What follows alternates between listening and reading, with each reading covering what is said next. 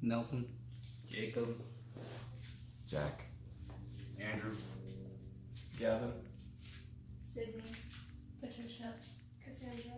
Lee.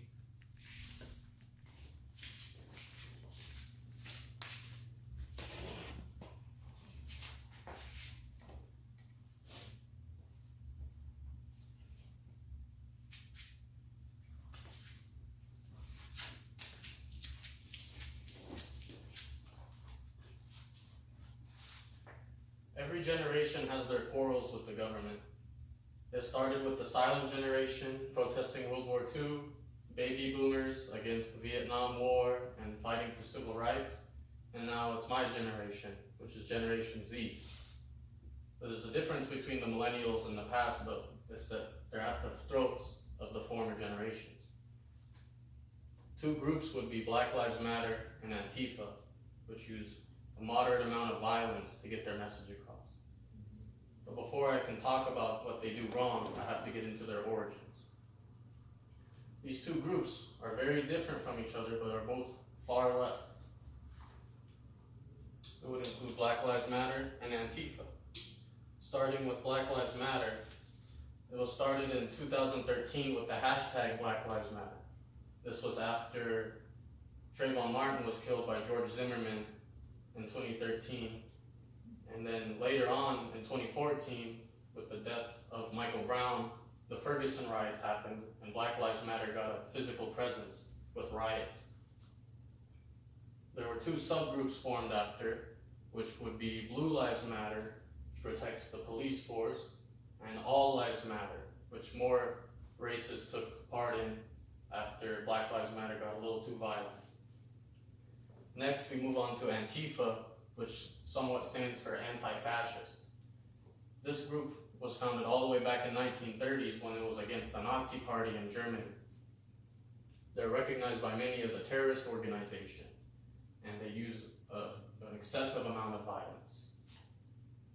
One rule that just came into effect is a law that all Antifa members must unmask themselves when protesting, because when they wear masks, they tend to get away more with their violent crimes, and the violent crimes increase and happen. So now that we've talked about where they came from, let's move on to the first one, which is Black Lives Matter. Black Lives Matter, when comparable to Antifa, is of course a lot less violent. That doesn't mean they're on their way there now. Many of their protests are controversial, and they've even been claimed to have incited a race war. This includes calling the cops pigs and saying they should die. And Influence Watch, which is a leftist news source, states that there are numerous incidents that the BLM has been associated with, including violence. Solidarity, another news source for feminists, states that Black Lives Matter claims to end police terror, but it's obviously controversial in the way that they do it. Another way they incite race wars is by stating that white Americans have white privilege and saying that they should be ashamed of their culture and their past.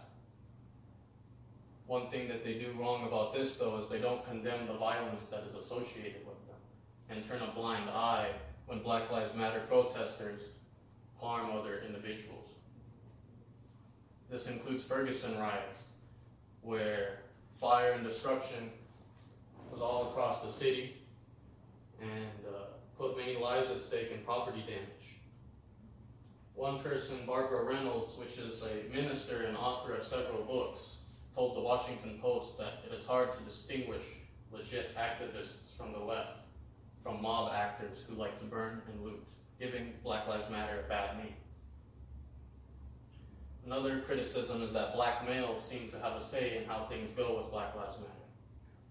Black on black crime is also shunned, and police brutality is their more famous cause, and they do not like to talk about the fact that black on black crime happens exceptionally more than police crime against blacks. Women also have not much of a say in what happens, as stories like Michael Brown and Trayvon Martin tend to overtake stories of much similar cases, such as Rakia Boyd and Kayla Moore. Now that we've spoken about the hypocrisy that is in Black Lives Matter, we can move on to the much more violent group, Antifa.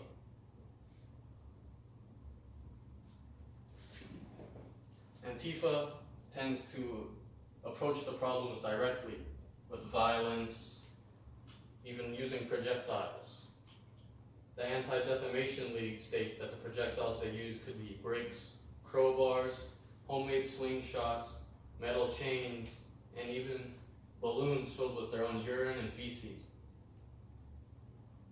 They tend to hide their faces, as we can see here, and as I stated before, it increases the crime rate because they tend to get away with it and are indistinguishable.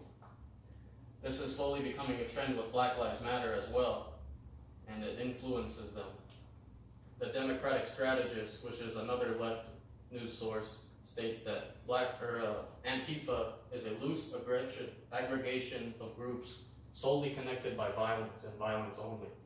And slowly Black Lives Matter is becoming that across the nation, and even as far as countries like Israel.